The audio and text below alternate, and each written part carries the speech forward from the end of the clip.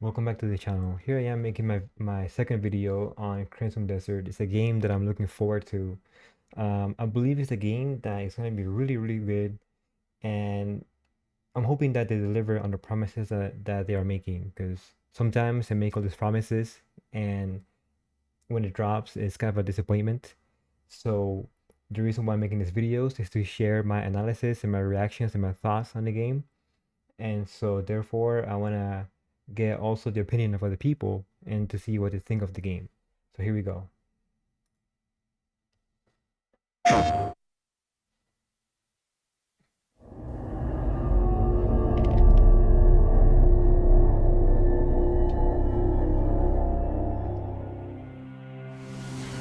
Welcome to the last Crimson Desert Features overview video.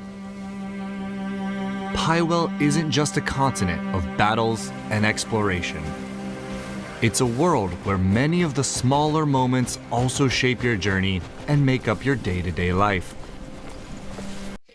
In this little village, just by looking at the footage and analyzing the way that it looks, some of the people in this village are mechs. They're not human, and so that's really cool. I mean, this right here, this beings right here, these are mechs right here. In our final video of this feature series, we'll be taking a broader look at life in Pywell. It's awesome. It's a really awesome location. The Greymane Camp. Your journey will be anchored by the Greymane Camp, a stretch of land in Hernand that serves as the faction's new base after Payloon is lost to the Black Bears. Grab them! Find them all!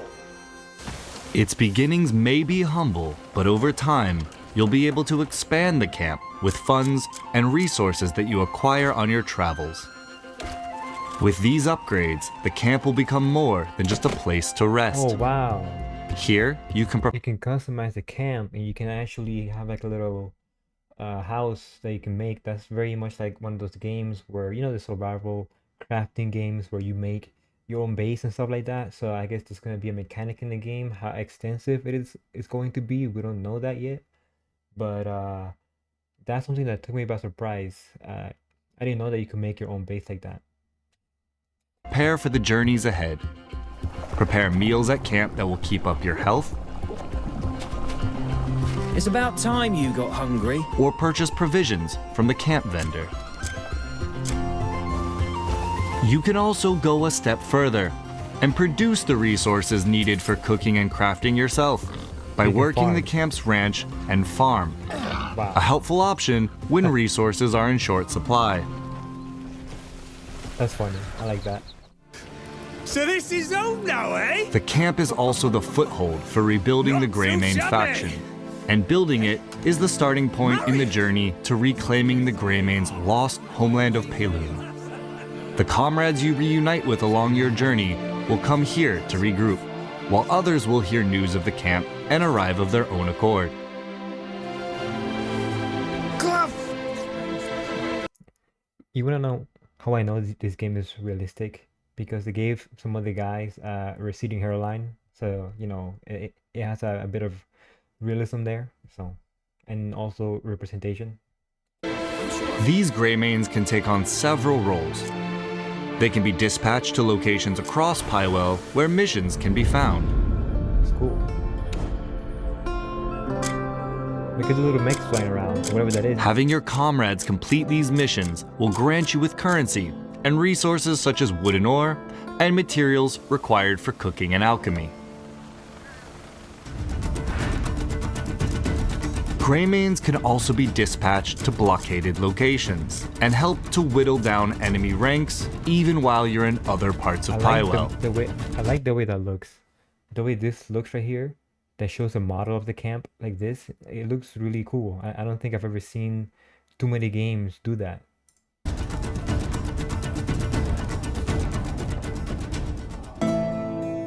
Town, cities, and beyond. Your journey will inevitably take you to the villages, towns, and cities of Pywell's various regions.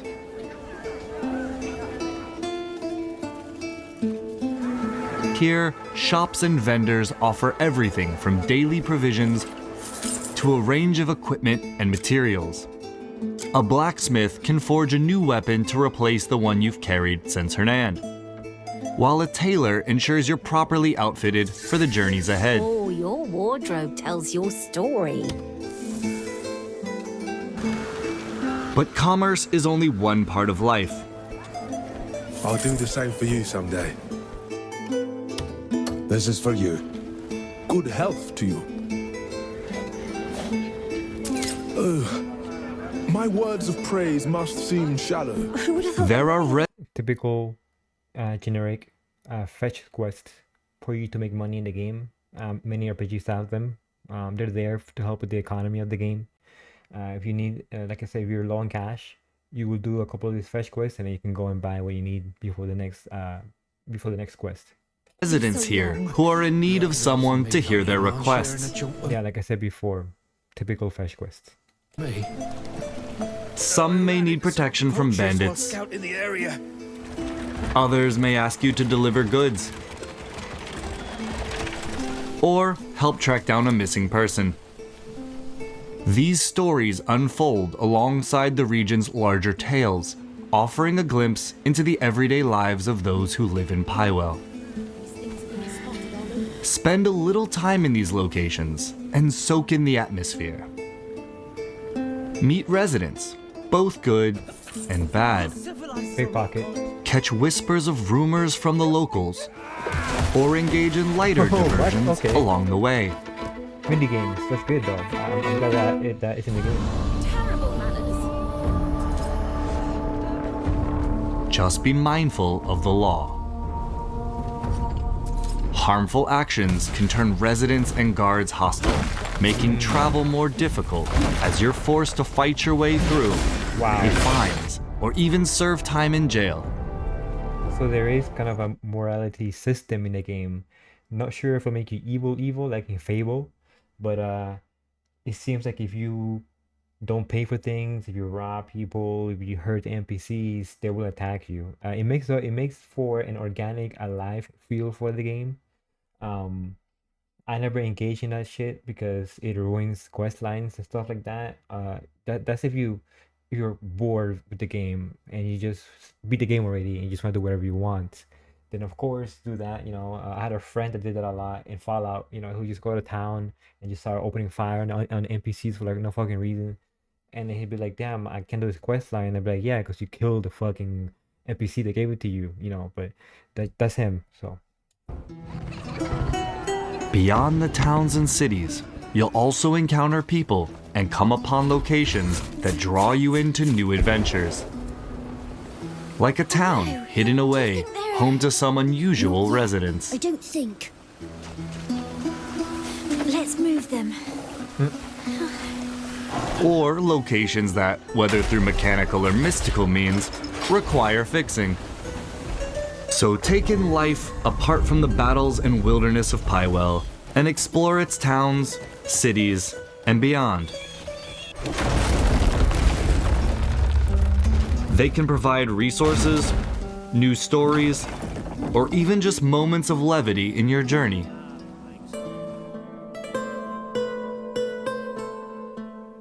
Cooking will be one of your essential activities. Food can replenish or temporarily strengthen your health, spirit, and stamina, giving you the edge in exploration or battle. in the middle of battle, take out a sandwich and just eat it. And just eat it.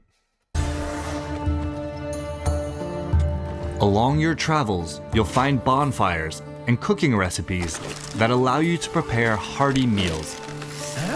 The location there is cool Fishing and hunting with the flamingos, but again, another staple of RPGs like this is fishing, cooking, gathering resources, crafting. All RPGs have them.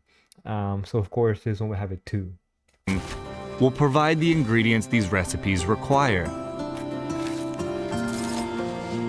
While items like flowers and insects can be used in alchemy to brew medicines that enhance your combat capabilities. Wow, Other that's activities, like mining and gathering, will also yield materials for crafting and upgrading your equipment. You can also craft more advanced and specialized tools with valuable resources you uncover on your journey.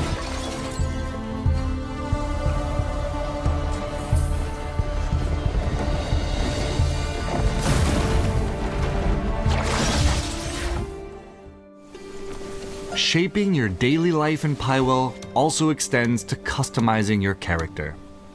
So you cannot create the character, but you can customize At it. camp, you can adjust hairstyles and tattoos, as well as your outfits using dyes. Now that is something that A I like wide- a lot. That is something that I'm really happy to see just now.